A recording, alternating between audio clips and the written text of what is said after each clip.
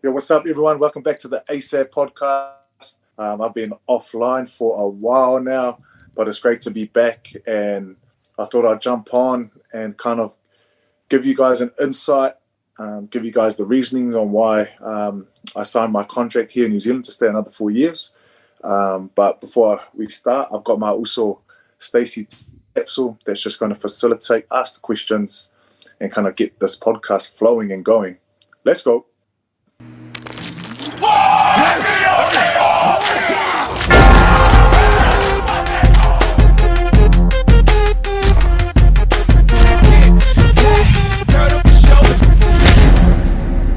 Hey Artie, how are you, my bro? It's been a minute since we last caught up. It's been a minute since you've last done a podcast, bro. So it's good to get you back on here and getting back in front of the people again. And so it's been a big tour. You've been away. It's been a hectic year, brother. You're currently just in your last days of isolation, so you've got a bit of downtime. But first of all, bro, like, how are you doing? How's things going? It's been, like I said, it's just been a big year, bro. So how are you doing, bro? Yeah, I'm good, brother. Thank you. It's been a while since I've jumped on here and got my ASAP podcast. A lot of people have been telling me to get onto it, but you know, like, I've been busy. Busy is kind of the word over the last 15 weeks, but I'm almost out and about to spend time with my family. Obviously, last days in isolation, but I'm feeling pretty good, bro. Just real chill vibes. Really just go and hug my family and just spend a bit of time with them. Yeah, nice. And so while you've been away, obviously like I said, it's been a big year, not only with Super, but with the All Blacks. Like, this is a monumental year for you in terms of what you achieved with the All Blacks. Like, the first time you've ever captained the All Blacks side. How was that, bro? Yeah, bro. Like, people forget we played 15 weeks away from home, but we had a whole Super Rugby tournament before that. So it's been a massive year. But yeah, man, like, I've said it in the past before, bro. Like, it's probably one of my highlights of my career so far, being able to lead such a special team like that. And yeah, I just kind of still lost for words, bro. Like, when I talk about it, there's memories in my brain, bro, that takes me back to those moments. And just to be able to, you know, lead, stand in front of the niho, and just learn and lead the brothers, bro, it's pretty special, eh?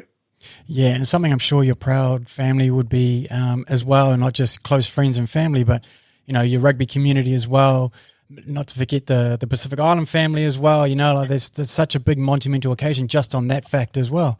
But we'll get to a little bit more about that later on. But one of the biggest things you've done recently, and that's you've just signed your new agreement with New Zealand Rugby Union. Some congratulations on that, brother. Do you want to talk us through that? So it's a 4-year deal. What was your sort of reasoning and your thoughts around the whole signing back with NZRU? Yeah, man. So, like, bro, the negotiation started, bro, like, way back at the start of the year. So this process kind of took a while, and kind of like the length of it was probably the longest. You know, when you negotiate a contract. My reasoning around 4 years was the fact that when Ngani Lomape was here, and he got offered his contract, he got a pay cut. He got his pay got decreased. And, you know, he was trying to fight for just being the same for the next couple of years or getting more. And, you know, with COVID and, you know, a lot of, like, the uncertainty for the future, I talked around my wife, like, you know, imagine if we signed to 23 to World Cup. And, you know, I backed myself 100%, but it was just the what ifs of if I go there and, you know, did my job or wasn't playing as well. And then all of a sudden they pulled in the 24, I wanted to re-sign again, but they offered less than, like, what they did with Ngans. So, like, I thought, while I'm hot, while I'm, like, playing really well, let's maximize that and use that as a bargaining tool to get a bigger deal. And for people that know, when you sign a bigger deal and want to stay in New Zealand for longer, that means that they have to pay you, they have to reward you for that loyalty. And so that was my reasoning. And, you know, like Jules, for example, signed a 4-year deal. He was getting paid top dollar, and then, you know, how he didn't make the All Blacks in one of his still contracted years, they were still paying him top dollar. So eventually Jules asked for early release. They granted him an early release, and then he was able to go overseas. So if risk comes to risk, bro, and I'm playing poos, and I don't make the All Blacks, I'll be still getting paid, like a good contract. And NZRU probably don't want to do that. So they'll probably grant me a release, and then, both parties are happy. So that was my strategy around negotiating a 4-year deal. But I backed myself to stay here and leave a legacy. So that was one reason. The other reason was that my wife, we just got renos in our house done in Wally's. My wife's really happy, settled here in New Zealand. And my kids are at school. My community's here. My friends are here. And hearing Buzz say how he went overseas and it was hard and there wasn't family around, and I've got it good here. So I thought, why not just stick around and try and leave a legacy? And there's a lot of things, I guess, in rugby space here that I want to kind of influence and hopefully impact. So that was the reason around the 4 years, bro. And so I was fighting for that the whole year to get what I'm worth, and eventually got there in the end. Yeah, well done, bro. That's amazing.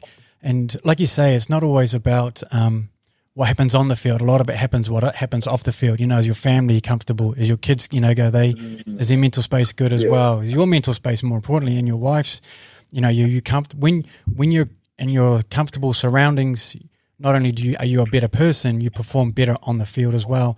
And so I guess to NZRU is probably they're going to get the best out of you because you are here in your environment, So I can imagine that would have been a big discussion point between you and Sas, right? I mean, and it's not just your decision. You said, I remember your comment was, "This is mine and my family's decision." Was that?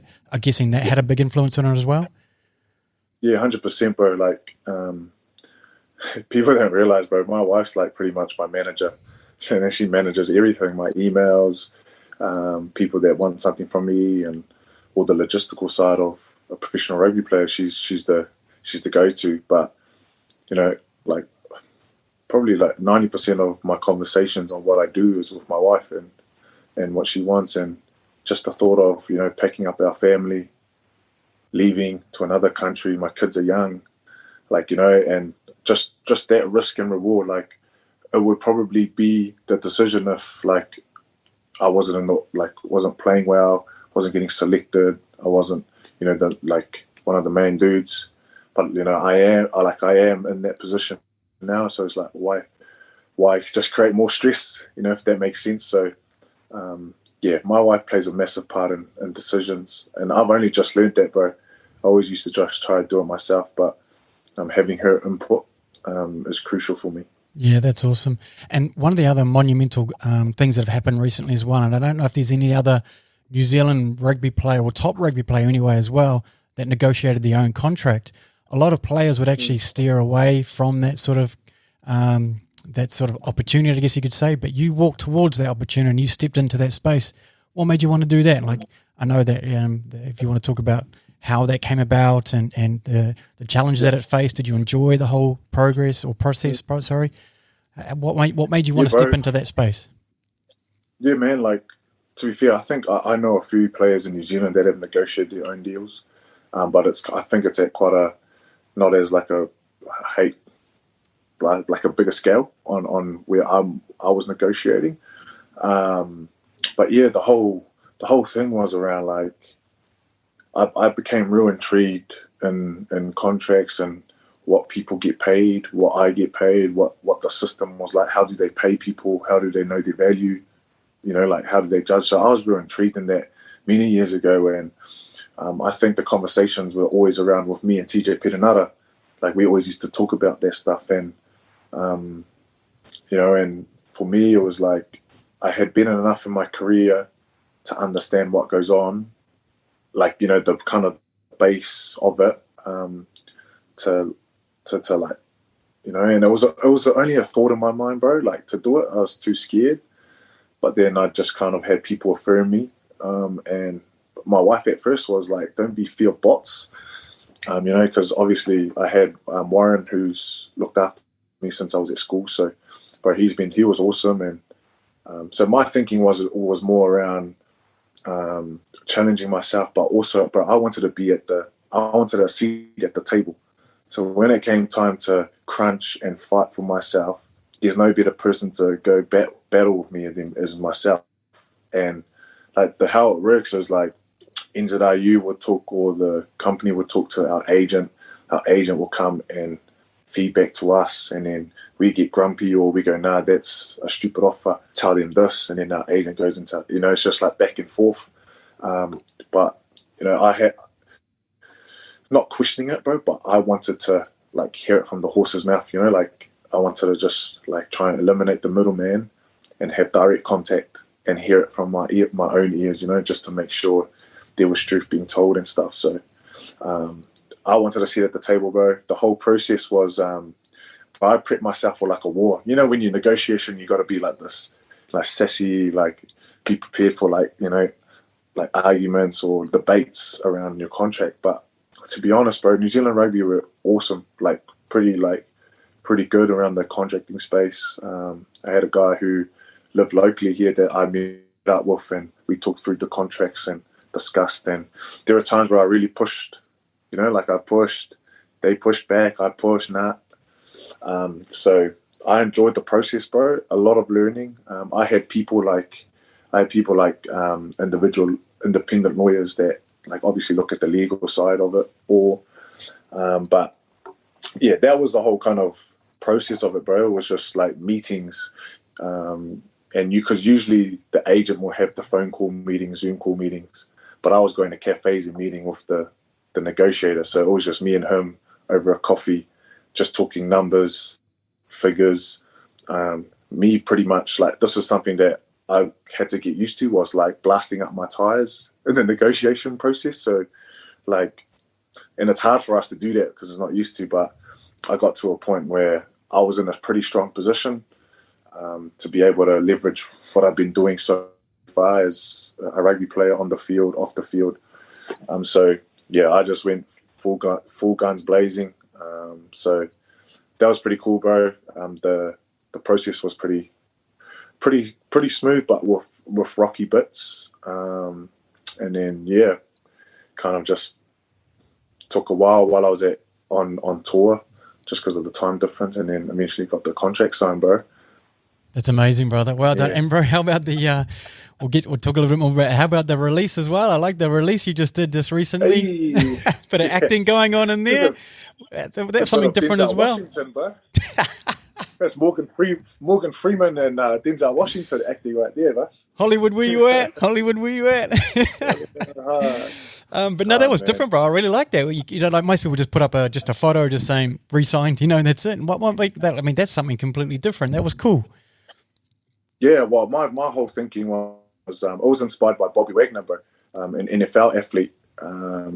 He featured on Uninterrupted, bro, and he negotiated his own contract, and he pretty much the kind of same video, but like, not through FaceTime.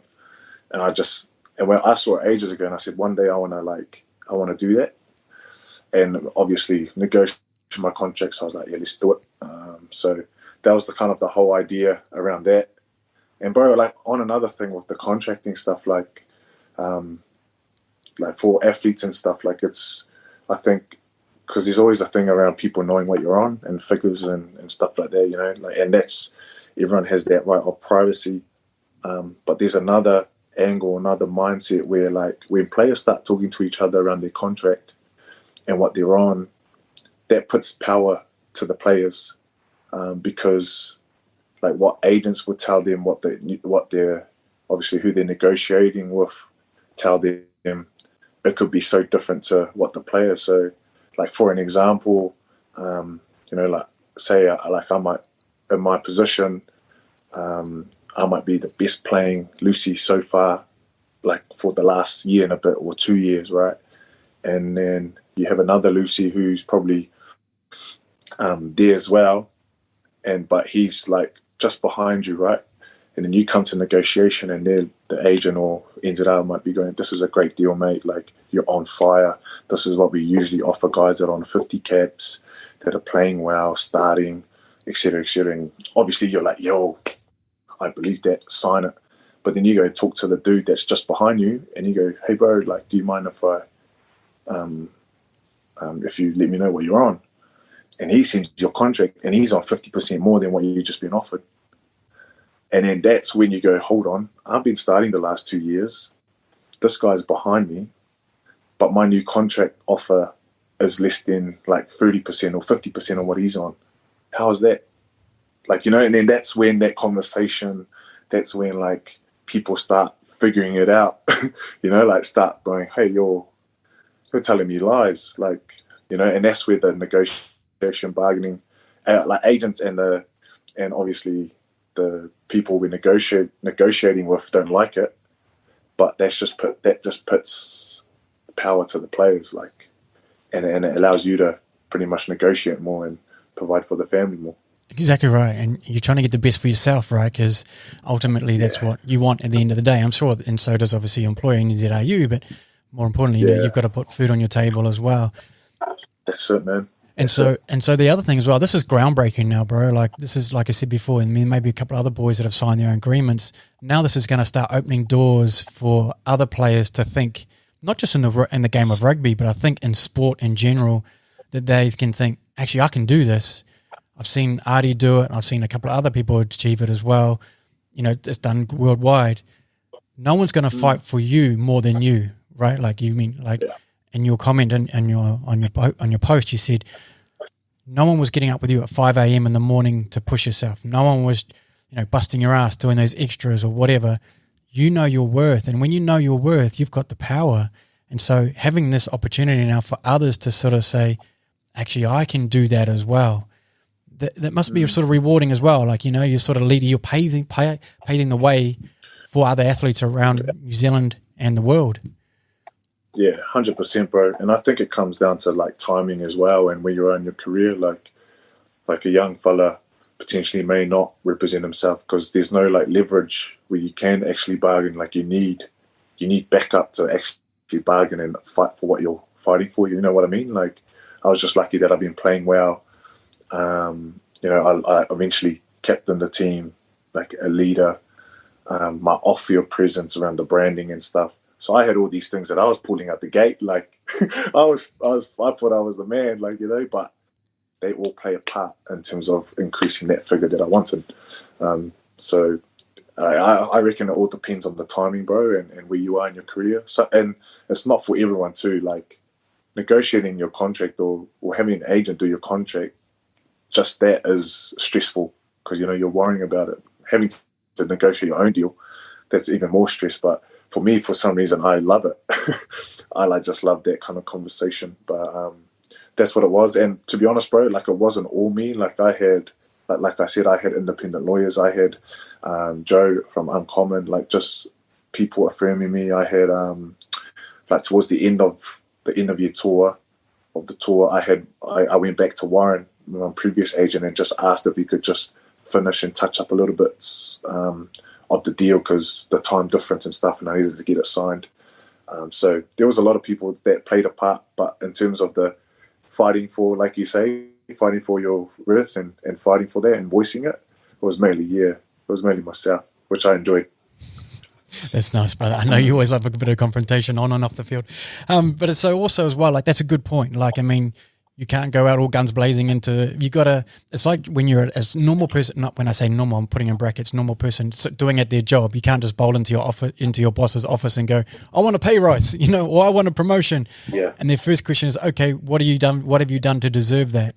And so like you were lucky, Yeah. well, not lucky, you had those assets of, you know, your captaining, your how many caps you've had, like you say, off your presence. Yeah, you know, so having that sort of lot of that stuff behind you. And it was kind of, and it was perfect timing too, bro. Like, because I was like negotiating deal, and then I got named Skip, and I still hadn't signed. So I was like, now that I'm Skip, shit, my value's gone up. So I went back and I was like, nah, more. You know, like, and like, you know, that's just like the risk and reward, bro. Because the longer you wait, you might get injured, and then the deal's like gone, like, you know, and or you wait and things like that happen, like being named Skip, being leader, playing well, and it just increases your value to be able to negotiate more. So the timing of it, the risk and reward of holding your negotiation out. Yeah, that's true, brother. Pretty important. That's it, man. It's like a multiple factors, and I mean, you can't just rock into, like I say, into the office. I want a pay rise. So know your worth and know what value you can bring to the organisation as well. Now, bro, so you've signed for 4 years, which is amazing. So it's a great point. But the next side of it as well, the super side of it. So the Hurricanes, how does that work now? Like, what is that? How does that work in terms of your agreement? Yeah, man. So obviously you sign with NZRU, and then you kind of pick your super franchise that you want to sign with, and then your ITM Cup side. So for me, like, I signed with the Canes, but in 23 I have an out clause where I can either stay with the Canes, renegotiate with the Canes, or I can decide to go somewhere else, another super team, if I wanted to. Reasoning why, like, it's obvious because obviously there's Moana Pacifica that's in the tournament, and you just never know after World Cup, it might be time to just freshen it up. But again, it was just to have it there on the contract, so I had that option, so it wasn't just, you know what I mean. And there's parts of my contract too, bro, where post 23 I've got in 2024 I've got a playing sabbatical where I can go into Japan for that 6-month period, and what like Pere and Baz did. If I don't take up that, I can take the whole Super Rugby off in 24 as just the off-field playing sabbatical, or if I don't take that, I can just come back later in that Super Rugby year. So those are the little things that you talk to senior players and what they have in their contract, and then you kind of just put it in there, so that like you have options around that. So, but with the Canes, bro, mainly signed to 25, but in 23 I've got an option where I can leave somewhere else if I wanted to.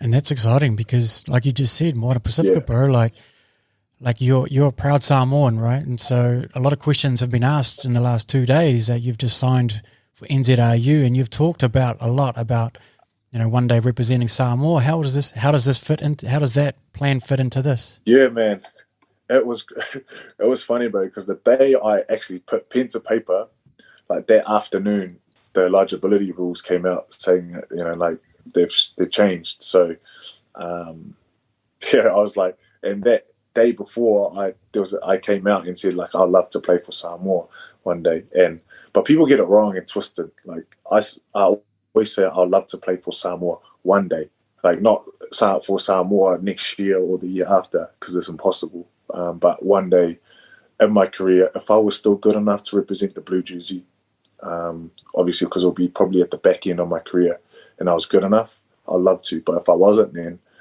it is what it is. But came out the eligibility rules, and people don't realize it's a 3-year stand down. So, like coming, and even if I wanted to leave, I would have to leave New Zealand, obviously, and go play somewhere in France or Japan to earn, like, obviously good money, and then have a 3-year stand down from international footy. So I'll probably even miss, if I want to play for Samoa right now next year, or try to, I'd miss World Cup, because if that makes sense. So like the risk and reward, like, around that just didn't add up as much as I'd love to. I've got to put food on the table for my family and set up my family, which is the main thing. And that's the reason why kind of Moana came into the picture, because, like, it's a small part. It's not representing Samoa, but if I ever got a chance to, and the timing was right, I still represent the islands and stuff like that. So that was the thing. And like, people messaged me up, bro, I thought you were going to represent Samoa. Your news was going to sign with Samoa. But like, I wouldn't be able to if I even did represent Samoa in 3 years' time because of the rules. So just didn't make sense, mate. And because I was in the middle of signing this 4-year contract at the start of the year, it just happened to be like that. And that's God's plan, man. And and I'm happy. My family's happy. So just got to live with it. And that's it, bro. I mean, like you say, it's not just your decision. You've got to make it. It's also a decision with you and your family, and with you and Sas. And Like, what does this mean for you to sign for this agreement, you know, to your family? Like, what does that mean now that, particularly people like your parents, you know, that you get to stay around a bit more, they get to see their grandkids a bit more. What does that mean to you and to their and to your family? Yeah, it means a lot. It means a lot, bro. Like Bus is here with his wife teams, and you know, and Juju and mum and dad are here.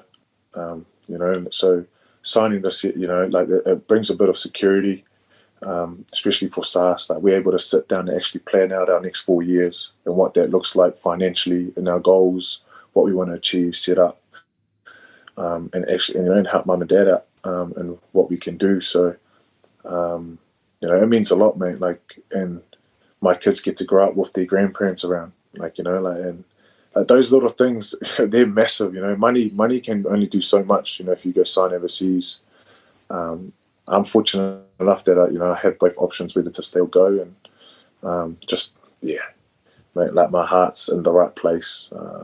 There's still a lot of things that I want to achieve in New Zealand, bro, and New Zealand rugby have been awesome so far in this process. So yeah, it means a lot, mate. And like with mum and dad, wife happy, my brother's here. Like, you know, my nieces and my kids are able to, the cousins are able to be together.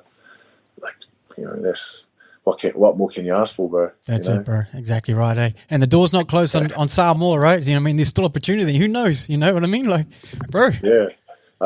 Trying to tell Dan fight for the stand down to go down to 1 year, 1.5 years, because you never know. Like in 2027, I'll be 33 or 34. Yeah, 33. You know, and in 2027 World Cup, and you know, you got the greats like Richie and Rito and Lom's playing their peak footy at around 33, 34. So if I can keep my body in check, you know, and keep my mind in check and play some good footy, you never know. Like, I may not be at my peak yet. Who knows? You know, and people think they are. So the option's still, it's not closed. If Dan, if you're listening to this, please also let's go. Well, it's come a long way since. I mean, this has been progress in 10 years progress. You know what I mean? So this is a good step. It's a good step in the right direction. I mean, there's a lot of players 100%. Around the world that are so excited about this opportunity. You know, like play for their home nation. So there's still opportunity, man. Right. Yeah. Hard. And I wasn't like, when I voiced my opinion and was so vocal about it, it wasn't necessarily for myself to like switch straight away. I was voicing it because I had the platform. I play for, you know, a tier 1 nation team. I was voicing it because I knew brothers that were playing overseas that like only had a few caps for tier 1 nations that would love to go play for the islands. So I was just voicing it, using the platform because I knew I'd get attention from it, and just kind of voiced it for guys like, you know, like Waifa Fita, you know, all the boys overseas to be able to, you know, go and play. So it wasn't necessarily for myself. It was just supporting the Usos that are overseas and giving them a chance to play for the island. So, yeah. That's exactly right. And you're doing your part. I mean, people might have taken that out of context about, you know, you wanting to play for someone, and at a point you do, but like you say, it's the bigger picture. It's not just about you as well. It's about other players around the world that are desperate to give back to their own home country, to their family. And now this is a stepping stone in the right place for them. So it's good, bro. Then it's cool that you're putting your weight behind it, but also looking after yourself at the same time, you know? So, yeah. 100%. 100, bro. 100. Awesome, brother. Well, mate, this is a big announcement. Congratulations again. I'm not too sure. Is there anything else you'd like to say? You'd like to pass on to the people? It's just been... Nah, man. Just really grateful, bro. Like for the Lions, the Canes, and New Zealand rugby, bro. Like grateful to be able to have people that want me. So like being able to feel valued and never take the black jersey for granted.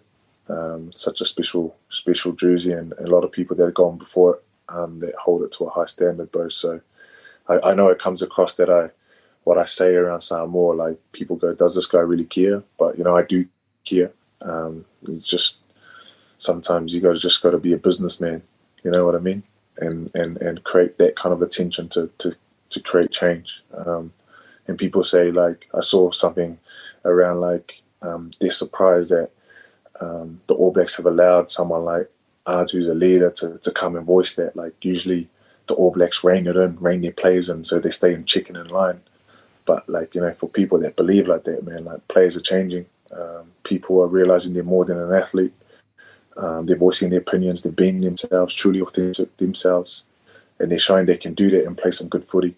So yeah, it's really grateful, bro, and all the fans and the supporters out there that support me through my career, bro. I'm truly grateful, and I can't wait to give you guys another 4 years of some, hopefully, ASAV magic, and some grind and hard mahi with the Canes and the Lions and the ABs if I make the squads in the next couple of years. So I appreciate you, bro, and I appreciate everyone that's listening and watching.